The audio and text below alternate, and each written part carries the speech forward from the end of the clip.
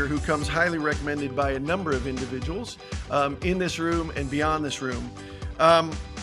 Betsy Goldstein has nearly 2 decades of experience in the building industry. She's the Director of Business Development with MA Design, and she's made a career of connecting people together in partnerships to create the most effective outcomes. After learning early about the Intel project, Betsy met with various elected officials, business leaders, and community stakeholders while researching the Intel impact in other cities. In this past year, she has shared her presentations more than 50 times, helping various organizations, firms, communities prepare for this historic project. I'd like to welcome our last time I checked, over 20 plus people on Zoom, and I am sure they're here to hear from you, Betsy, about the Intel on Intel. Her title, not mine. She gets it creative. That's if you need it. All right, so do I need, Oh, if you don't need it that. is kind of nice to have a little lift, right? Especially on a Monday. Thank you all so much for joining me today and having me today. So as mentioned, my name is Betsy Goldstein and I'm with MA Design, formerly of MA Architects. And joining me today is our president, Mark Daniels, who's sitting at the president's table. We are a commercial architecture firm and also interior design. Many of you, if not all of you, have stepped inside of one of our projects at one time or another. We are the architect of record for Easton, several multifamily mixed-use commercial projects in and around town. So thank you so much for having me here today to talk about Intel. It is a little unusual to have a business development person like myself out in the world talking about Intel, but here we are. About a year ago, I had a developer reach out and say, hey, Betsy, that site out there is going to be Intel. And at the time, I thought, oh, that's nice, right? And that was when we were talking about data centers in New Albany, so I thought it was just going to be a big box and some sort of data. But each week after that, the magnitude and the impact of what this project is began to grow and grow. And as I was learning about this, I was bringing all this back to MA and to our leadership, we realized this is big. And we also needed to tell our entire firm about it. And in doing so, I had a lunch and learn where it was voluntary for our staff. If they wanted to join, they could. And all but I think about 20 people came. And so I posted a picture on LinkedIn and said, hey, Intel's a big deal, and making sure that our people know about it is equally important. And from that point forward, I started to get asked to do that presentation, which has evolved over the year, as you might imagine, as I've learned things. And so now I've done them in Licking County, in Franklin County, to a whole wide variety of people. But what I can tell you today is that you are definitely going to learn something, and that each one of us in this room is going to be impacted by this project.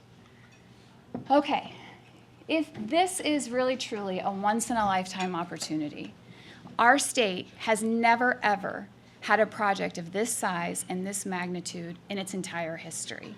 Never. Last year, this was the State of the Union. So if you can imagine, I learn about Intel, it's maybe the first week of January. Fast forward, I'm learning about it, and then we have the State of the Union, where this is what President Biden said. And take politics out of it, right?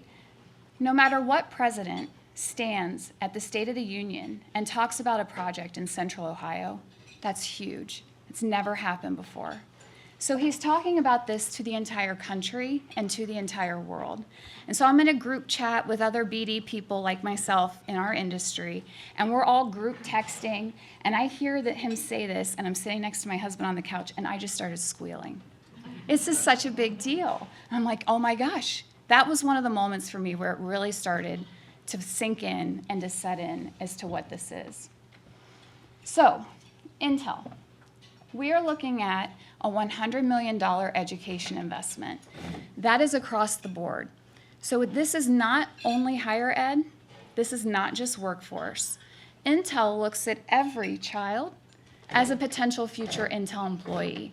So you will see investments in education, but also investments in the arts and in sciences and in math.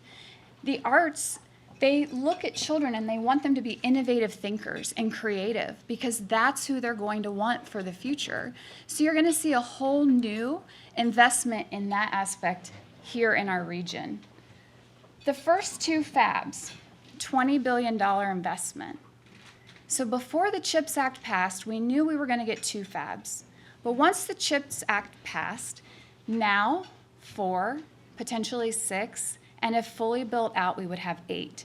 And just so that we're all on the same page, because I had to learn this too. I barely know how to work my phone, so I've had to learn so much in the last year.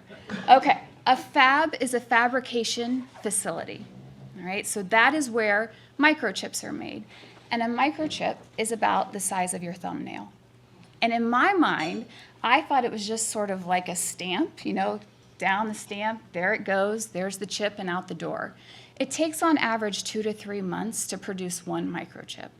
And they're in everything, our cars, our phones, our laptops, refrigerators, everything that has technology, that is the epicenter of it.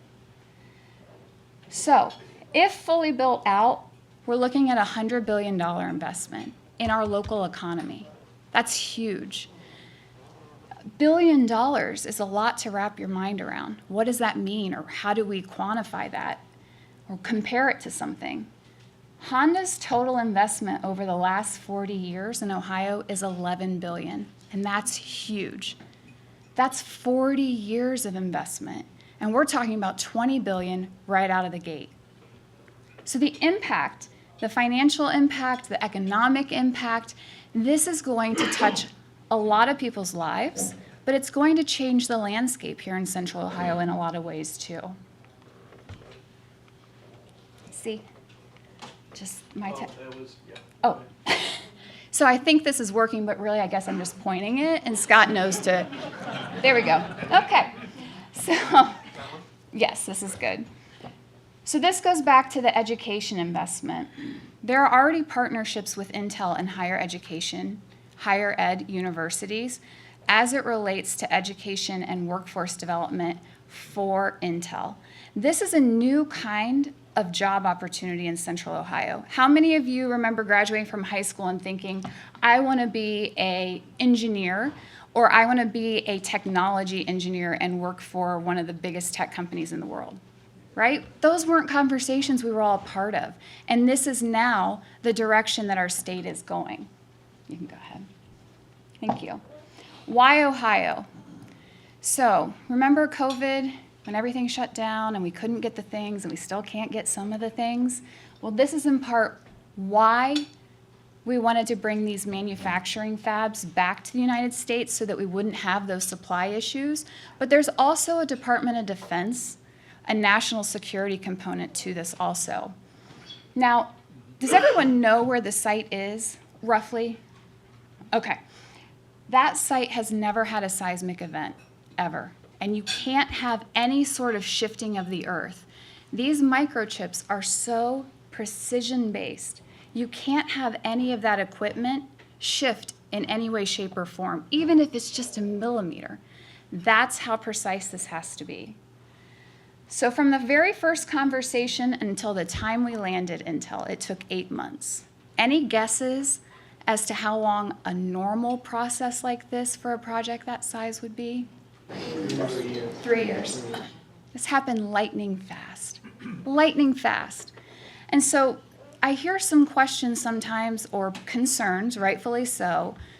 What are we doing to prepare? What about this? What about that? The truth is this. Cities and communities, they have plans should there be some sort of a need, a natural disaster, something along those lines. There are guidelines and plans in place.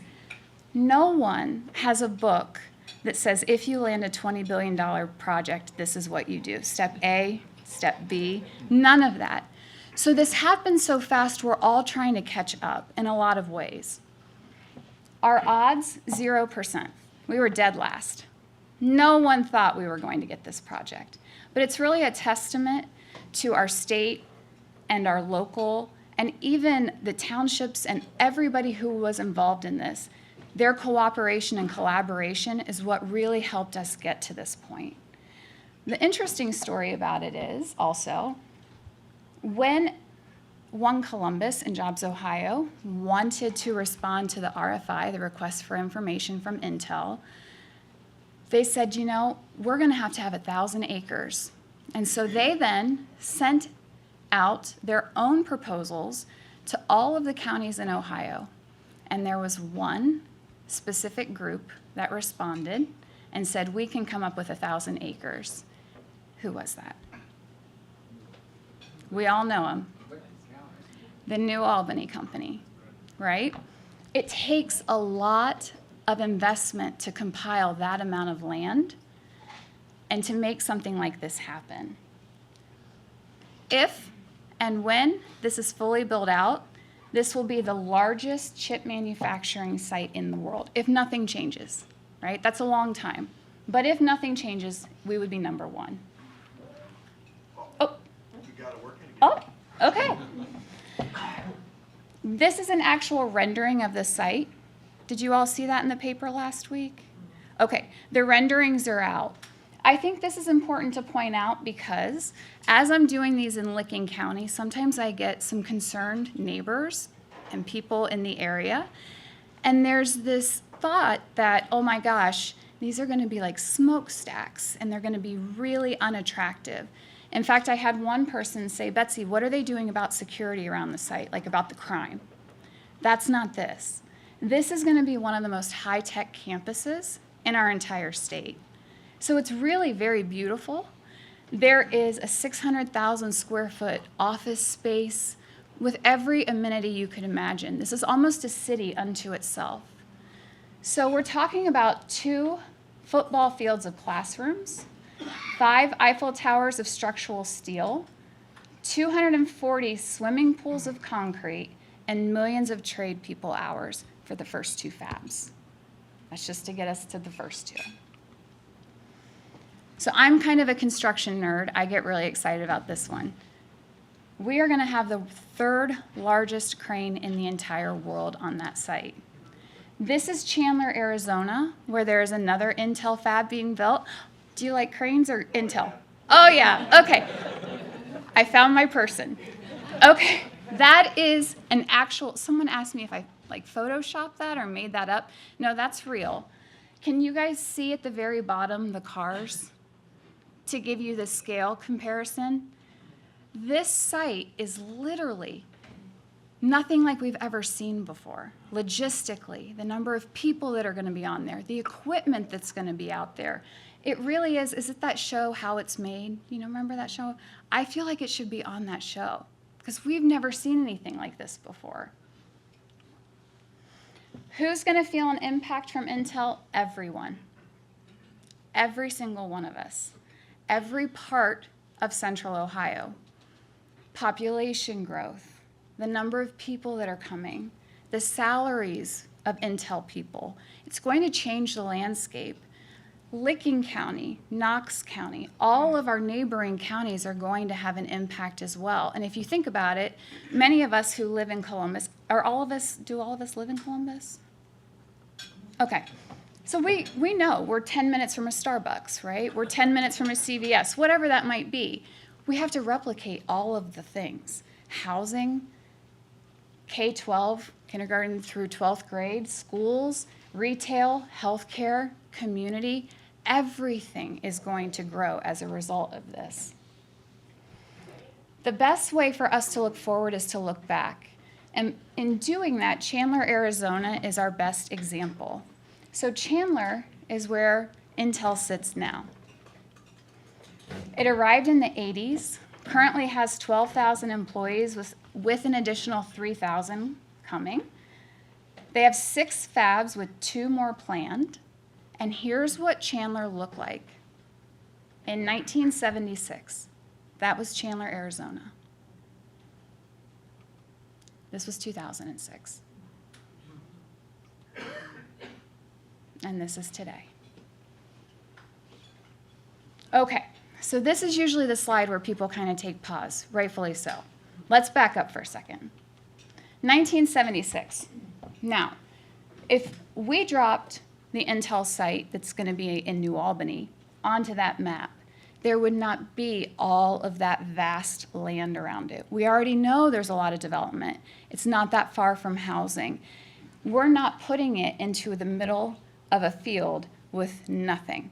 So we already have houses, community, all of those people and places that are sprinkled nearby. People will say to me, Betsy, that looks like it took a really long time. And that is true, but you have to think about two things. One is, construction methods were much slower back then, right? And two, we don't have time. We already, how many of you in here are familiar with the housing shortage that we have here in Central Ohio, right? We don't have 30 years to build homes here, to have enough homes for everybody who's going to be here and who's already here. There are $1 million homes surrounding the Intel site in Chandler. There are going to be people who want to live right there, as opposed to thinking of an industrial park that no one wants to live around. This is a different story. So I showed this slide not that long ago, this series of slides. And there was a gentleman in the room, and he was making eye contact with me. He raised his hand. He wanted the whole show to stop. And I said, okay, what's going on? He's like, Betsy, what about golf courses? And I said, what about golf courses? He goes, we are not going to have enough golf courses. If this is happening, someone needs to be thinking about golf courses. Has anyone else talked to you about golf courses? And I was like, did my husband put you up to this? Like, what? So it's interesting for me because the questions I get and things that come to people's minds, their concerns, are all over the board. This is the Phoenix metro area overlaid on Central Ohio. It's enormous. So the growth here in Central Ohio, we have room to do that. We have the potential to do that. And that is how big it is compared to where we sit now. Almost twice the size, geographic. So I think at some point, someday, we are going to say less and less, I'm from Columbus. I think we are going to get into a habit in the future of saying I'm from Central Ohio. Because what Columbus looks like today versus what it looks like in the future, and that geographic area is going to be different. Okay, 161. People want to know about this. We're widening 161. Starting in July, it'll go for a year. Does anyone live out that direction? Okay. Yes, people who live out that direction have lots of questions, and you can tell they're looking at it more intently. I understand that. The traffic situation is going to be intense. It's definitely going to change. This is the Intel drive time map. Friday at 5 p.m. Each ring represents a 10-minute commute from the Intel site. And this is important because you can see Licking County, Knox County, Delaware County, but you'll also notice Fairfield County. We know that it isn't going to just be Licking. Knox County is equally close to the site if you see it up there. So development is going to happen in and around. It's not unreasonable to think that Morrow County is going to see an infusion of people and opportunity. Questions about this one? Okay. This is one that isn't being talked about as much. I showed this slide last week and someone's like, oh my gosh, are there hurricanes coming? What is this? What is going on here? How many of you in this room have heard of the Honda LG plant? That big project. That is in Fayette County. So what we have here is a drive time map of both of those projects. Can you see Columbus right there? We're almost in the bullseye of both of those things. Last week, there was a housing article that came out. Housing in Fayette County has increased by 50% in December alone. There is not enough housing down that direction either. So we need all of the things in that part of Central Ohio also, not just Licking.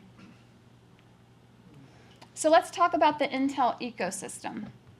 The average salary of an Intel employee is $130,000. That's a new type of salary. When we see job announcements and job growth, that's a different income bracket. That too is going to impact what kind of houses people want. Where do they want to send their kids to school? I also want to make mention, people who work for Intel are young, right? They come from the coast, they're techie. They are going to want to live downtown also. So not all housing is going to be sprawled that direction. We're still going to see a lot of demand in and around where we're sitting right now. For every job that Intel creates, 13 more jobs are created. And that could be anything and everything from hospitality, like hotels, restaurants, nurses, teachers, etc. So when we look at that and we do the math, for the first 3,000 people working at the two fabs, we're looking at an additional 39,000 people coming along with it. The population growth that we're going to see over the next decade is going to impact all of us. Okay, these are the fun things that I don't think get enough attention that I love. Not only do we have $20 billion going on at Intel, we just saw last week Amazon, right? How many of you saw that announcement? That's another $4.5 billion. Then we have $4 billion down or $4.5 billion down at the Honda LG plant. That's not to mention the $3 billion that's going on at Children's Hospital with a new bed tower. How many of you in here have heard about the airport project? Okay, good. So I did this presentation for the Conway Family Center. Do you guys know them? Okay, so I did this virtual presentation, and someone who was on the Zoom took some of these points and put it on Reddit. If you know what Reddit is, it's an online thing. Okay, so then that got screenshot and put onto the Intel New Albany Facebook page. So all my stuff, and everyone was texting me, Betsy, oh my gosh, you're on the Reddit and you're on the Facebook. But what was interesting when we were reading those comments, a lot of people don't know about the airport. They thought that wasn't true. So what's going to happen at our airport? This isn't going to happen overnight, but we have our architect and our engineer selected. It has not gone out for construction yet. In the next decade, we are going to get a whole new terminal, and our current airport will be torn down. And I hope with that, we get some direct flights.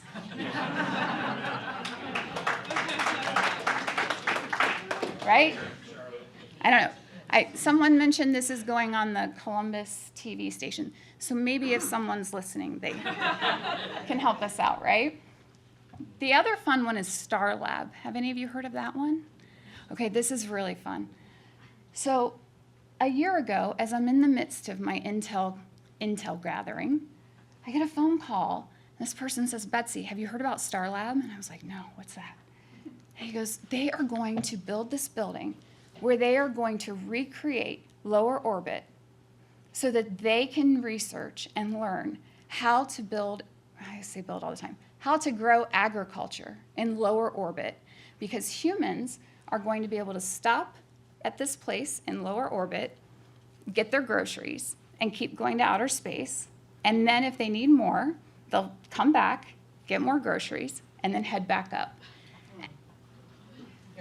And it's also a place, in a way, for us to learn how to grow agriculture in the midst of climate change. So I get the phone call, I'm talking about this, and I said, so you mean to tell me that in the midst of all this Intel stuff, now we're talking about astronauts? And he's like, yes. And I said, okay. So West Campus is going to have some of the most leading research and education when it comes to outer space. In Columbus, Ohio. On top of now being this tech hub, those are all new and exciting things for our city. Things that we haven't had here before. A whole new population of people. We talked about Honda LG. Have any of you heard about SemiCorp? Okay. Does anyone know where Sydney, Ohio is? You do? Okay. I had not been there before. So I drove out to Sydney. I had no idea where I was going.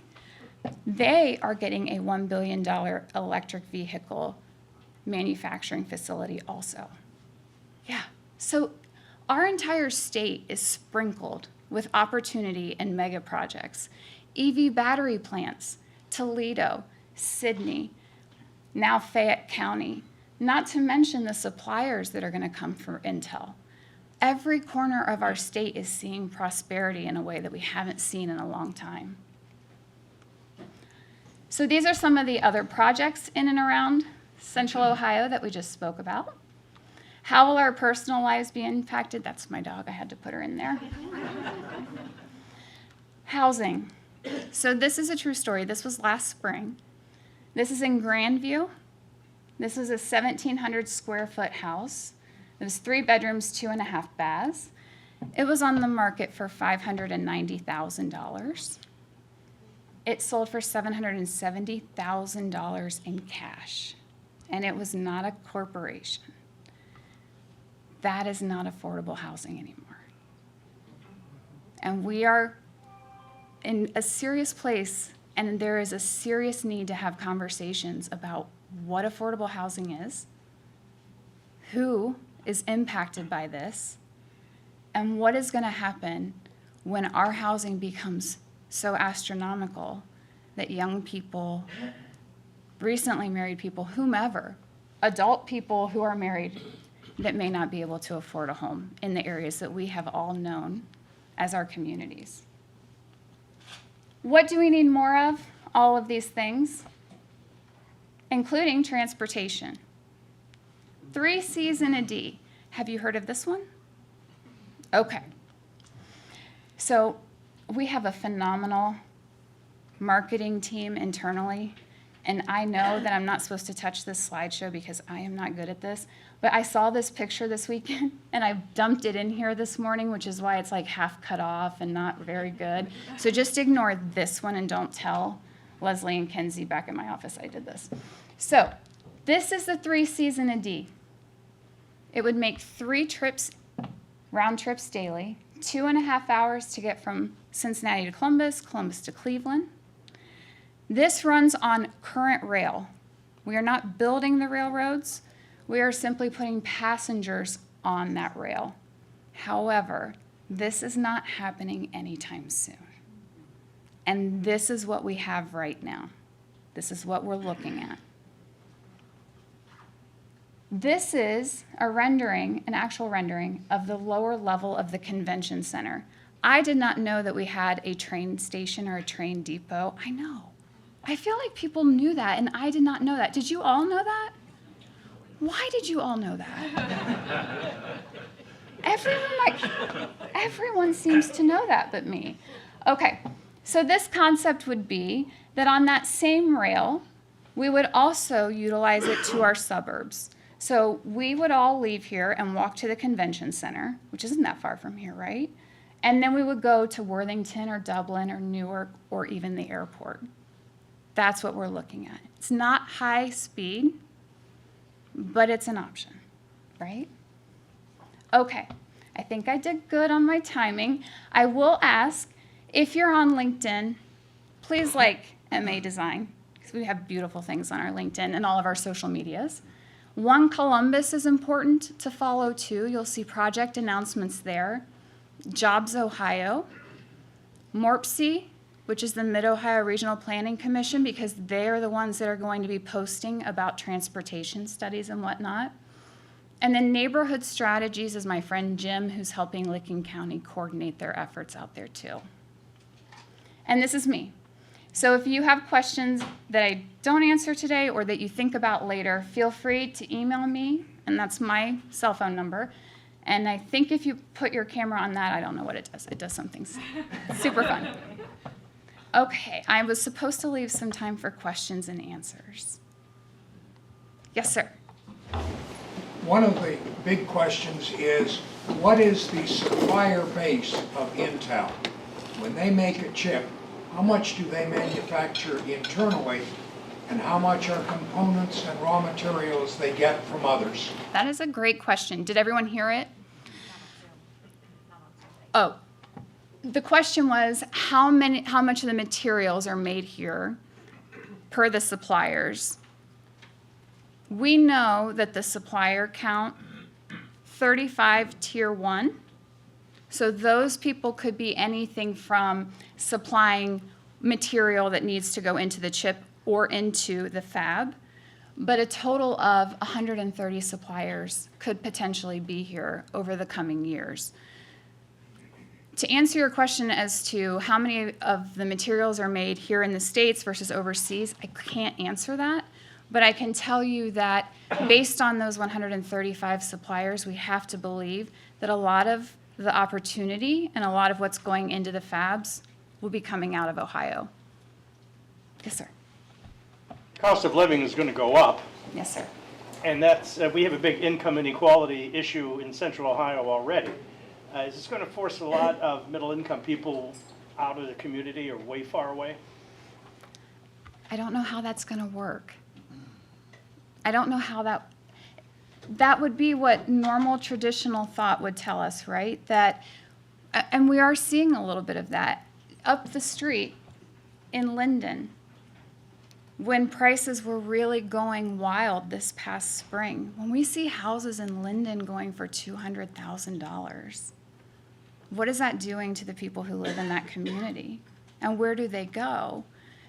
The where do they go is the harder part, because even in those outlying areas, there's not enough housing there either. And it's not substantially cheaper in a way that we think anymore.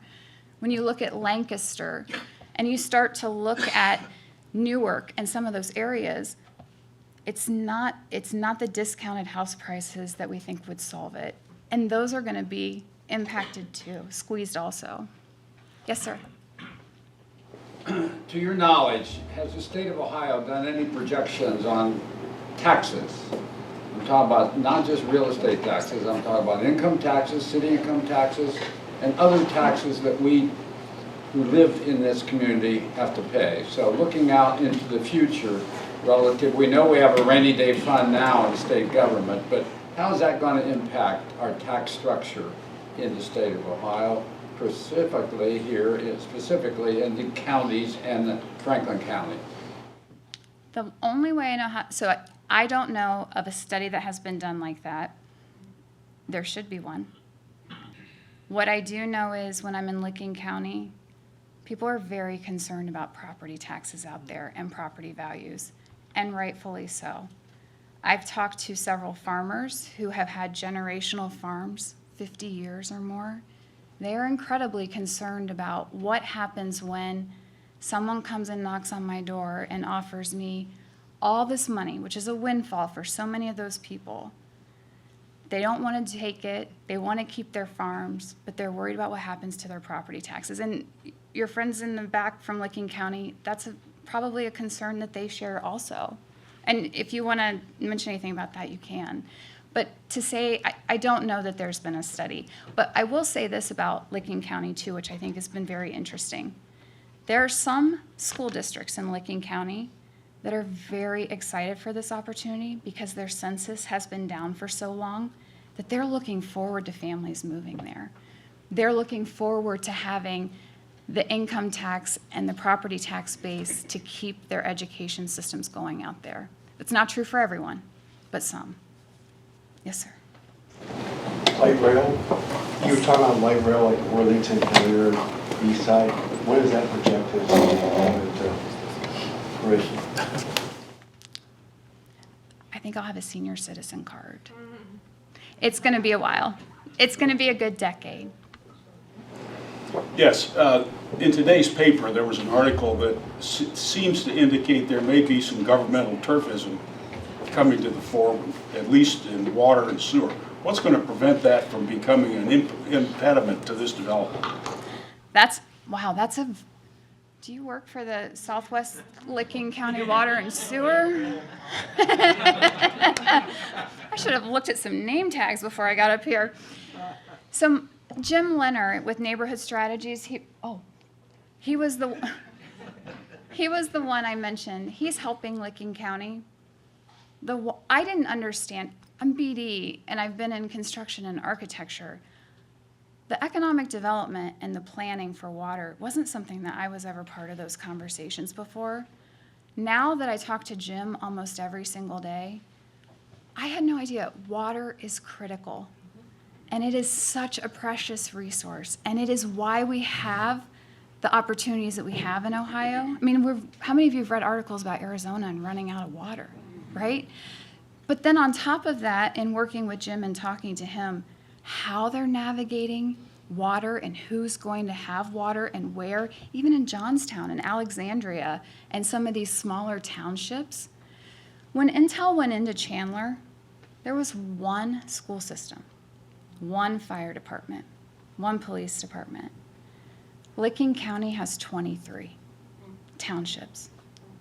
To get all of them on the same page and agree to it, especially when it comes to water, it's a big concern.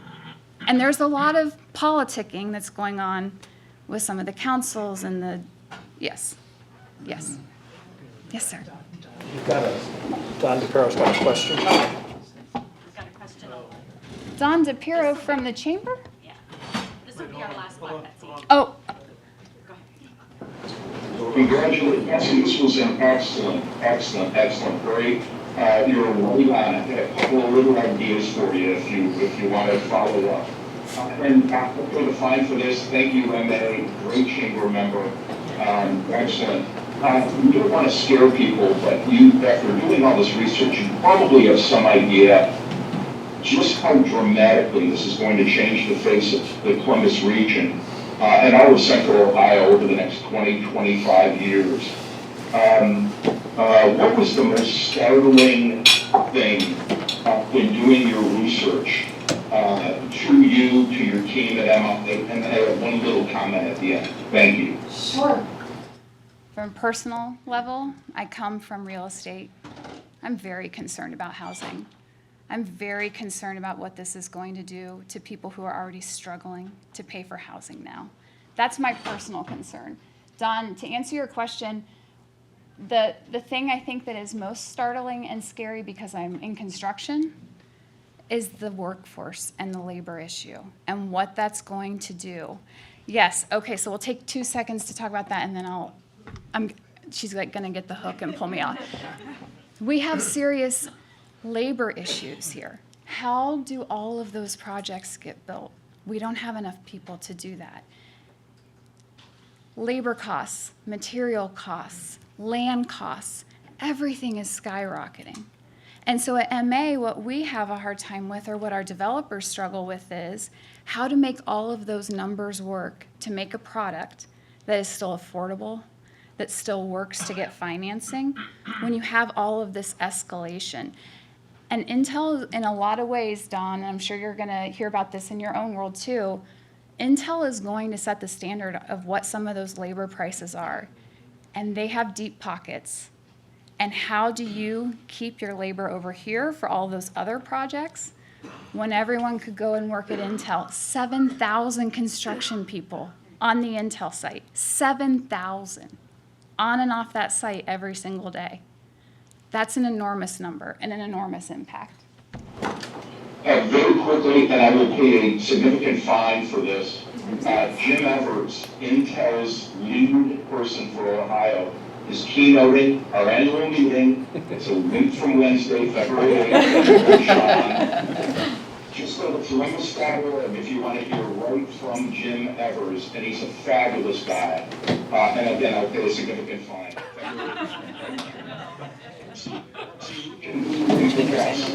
Oh! At the annual meeting a week from Wednesday. Absolutely. If you like to meet Jim. Yes, absolutely. And thank you again. Thank you. Excellent presentation. Thank you. Thank you. Thank you.